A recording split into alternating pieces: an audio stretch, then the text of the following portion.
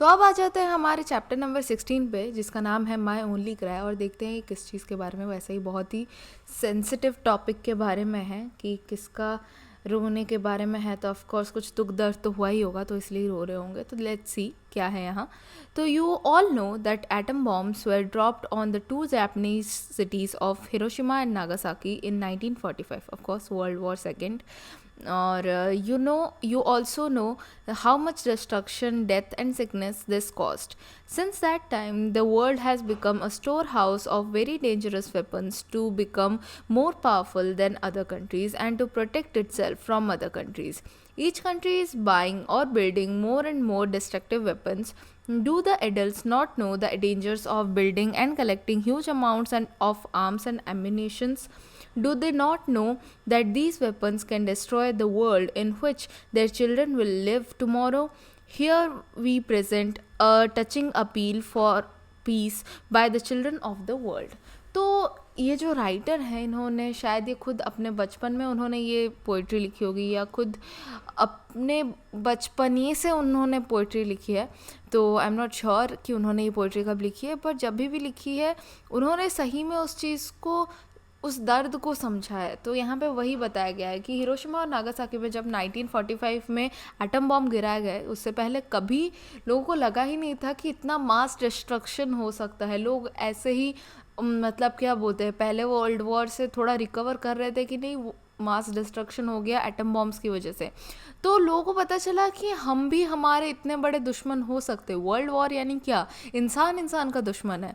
तो इसमें जो इसके बाद भी जो हमेशा ही सब लोग बस वर्ल्ड पावर बनना चाहते हैं और अपने कंट्री को मतलब बड़ा या फिर बेहतर बनाने के लिए, पावरफुल बनाने के लिए वो वेपन्स इकट्ठे किए जा रहे हैं। तो क्या एडल्ट्स ये नहीं समझते कि ये जो वेपन्स है और ये जो झगड़ा है ये उनके बच्चों को ही अफेक्ट करेगा, और ये उन्हें ही मारने वाला है जिनको बचाने के लिए वो इतना फिर रहे हैं, और जिनको बचाने के लिए ही वो इतना स्ट्रेंथ गेन कर रहे हैं, पावर गेन कर रहे हैं। क्या उनको ये चीज़ नहीं समझ आती कि वो ये सब जो पावर गेन कर रहे हैं और इसकी वजह से जितने झगड़े हो रहे हैं उसकी वजह से ही आगे जाके उनके बच्चे मारे जाएंगे, क्योंकि वो भी कभी बड़े होंगे, फिर वो भी लड़ेंगे अपने मतलब एंसेस्टर्स की तरह। तो उसी बारे में है ये मतलब पोइट्री पूरी, कि कैसे मतलब हम दंगे फसाद और परेशानियों की वजह से हम कहीं ना कहीं इंसानियत को भूलते जा रहे हैं, और एक जो इंसानी गुण है उसको भूल के आपस में ही लड़े जा रहे हैं। और इसकी वजह सबसे ज़्यादा प्रॉब्लम होती है उन लोगों को जो लोग इस बारे में कुछ नहीं कर सकते, जैसे कि बच्चे। वो लोग डिसीजन भी नहीं ले सकते इस चीज़ का कि ये सब होना चाहिए या नहीं। और किसी भी बच्चे को अगर कभी पूछ लो तो उनको कभी भी ऐसा नहीं होगा कि उनको कोई भी एक्सट्रीम या वायलेंट चीज़ पसंद होगी, राइट? क्यों? क्योंकि हर एक इंसान के अंदर एक बच्चा छुपा होता है। वो तो हम दुनिया की रियलिटीज़ के साथ इतना ज़्यादा मिलते रहते हैं, हम ये जो इतने अजीब चीज़ें हैं, इतनी ब्रूटल चीज़ें हैं, उसके लिए एक्सेप्टेंस हमारा आ जाता है कि चलो इतना भी खौफनाक जो भी चीज़ें हैं हम उसको एक्सेप्ट करने लग जाते हैं। लेकिन एक्चुअली में सबके अंदर एक बचपना होता है। इसलिए आप देखोगे कि कभी भी किसी के साथ आप बहुत ढंग से प्यार से बिहेव करो तो पहले उसका अडल्ट उस चीज़ को विश्वास नहीं कर पाता कि नहीं इसको कुछ काम होगा मुझसे या व्हाटएवर। लेकिन जब हम बहुत दिनों तक मिल जाते हैं, जब हमको विश्वास हो जाता है, तो हम विश्वास किस तरीके से करते हैं, एक बच्चे जैसा ही करते हैं। जैसे एक बच्चे का विश्वास एक कंप्लीट होता है, उसी तरीके से विश्वास करते हैं। तो कोई जन्म से मतलब कम विश्वास वाला नहीं जन्मा होता है, वो विथ टाइम उसका विश्वास लोगों पे कम होने लगता है, क्योंकि उन लोगों ने उसको वैसा ट्रीट किया होता है। तो वही है कि इवेंचुअली हम मेन इसका बताने का मोटिव यही है कि बच्चों को या फिर हमारे अंदर जो बचपना है, हर एक को पीस की ज़रूरत है। लेकिन क्योंकि हम मैच्योर होने की कोशिश में और एडल्ट्स होने की कोशिश में और स्ट्रेंथ और पावर गेन करने की कोशिश में इतने झगड़े किए जा रहे हैं और इतने पावर को लेने की कोशिश कर रहे हैं। My only cry, close the arms factories. मेरी एक ही मतलब मेरा रोने का कारण है, या मैं इसीलिए ही रो रहा हूँ क्योंकि मैं चाहता हूँ कि जितने भी ये सारे फैक्ट्रीज़ हैं जहाँ पे बनाए जाते हैं आर्म्स, यानी कि अलग अलग टाइप के वेपन्स बनाए जाते हैं, अलग अलग टाइप के मतलब बंदूकें और बम और ये सब चीज़ें बनाए जाते हैं, फैक्ट्रीज़ हैं जितने भी इन सब चीज़ों की, उन सबको बंद कर दिया जाए। तो पोइट्री को हम शुरू करते हैं. Who are you deceiving? You ask me to speak to children, but I shall also address you, the grown-ups. I am still a child. I don't know how to lie like you. All the children of the world, O adults of the world, could not rebuild what you destroy. A better world won't be able to rebuild without you, the adults. तो क्या हुआ है ना कि आप किसको बेवकूफ़ बना रहे हो, ऐसा पूछते हैं राइटर कि आप मुझे कहना चाहते हो कि मैं मतलब बच्चों को समझाऊं और मैं उनको ये बोलूं कि लाइक या फिर उनको झूठ बोल दूं कि मतलब ये सब चीज़ें मतलब इम्पॉर्टेंट या जो भी है.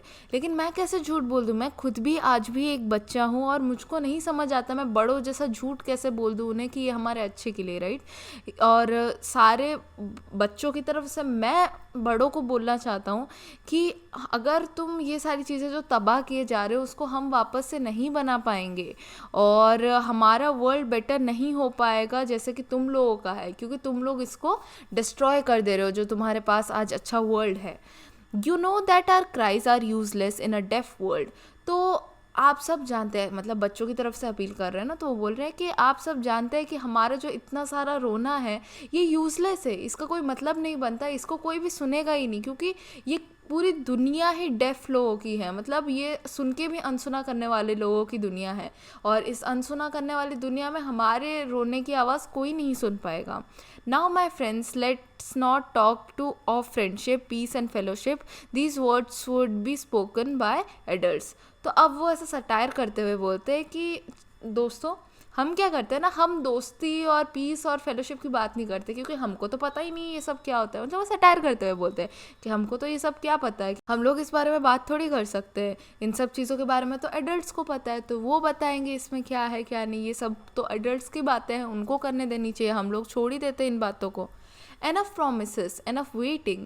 Come everyone, ask them to stop making arms, to stop making wars break out, to stop telling lies. तो उन्होंने कहा कि हम मतलब बच्चों को ऐसा आह्वान देते हुए बोल रहे कि हमारे साथ बहुत बुरा हो रहा है और हमको बहुत इन लोगों ने वादे कर लिए, बहुत हमको बोला कि इंतज़ार कर लो, हमने बहुत इंतज़ार कर लिया, अब समय है कुछ करने का, सब लोग आगे आओ.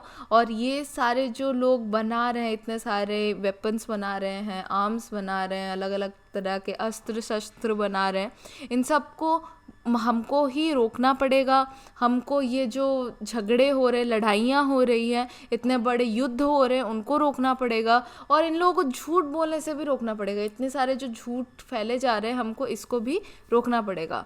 Listen listen carefully, we are sick, you are sick and we are here.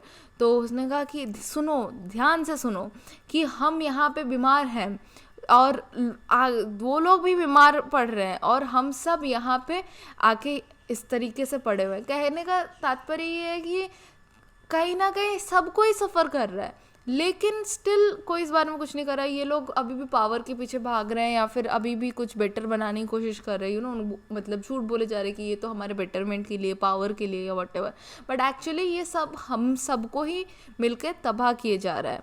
So in your name we children we ask them close your arms factories and think about taming the winds.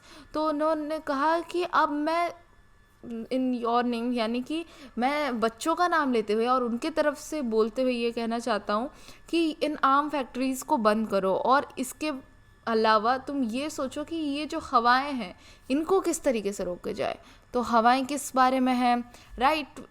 मतलब actually हवाएं नहीं, ये actually wing यानी कि जो बोलते हैं ना left wing, right wing, politics, उन सब की बात की जा रही है. ऐसा विंड यहाँ पे यूज़ हुआ है बट ये एक्चुअली विंग की बात कर रहे हैं, ठीक है. तो यहाँ पे विंड्स तो लिखा गया बट एक्चुअली ये बता रहे हैं कि ये जो अलग अलग तरीके से सबका मतलब टेमिंग द विंड्स, हाँ आंधी को रोकने की बात चल रही है बट आंधी किस चीज़ की, ये जो युद्ध की आंधी चल रही है और बहुत ज़्यादा सबका ओपिनियन इतना बड़ों का चल रहा है कि एक्चुअली मैं कोई प्रॉब्लम को एड्रेस ही नहीं कर रहा, तो उस बारे में बात की गई है. Right wing politics matter little to us, we are children. Left wing politics matter little to us, our life is essentially affection.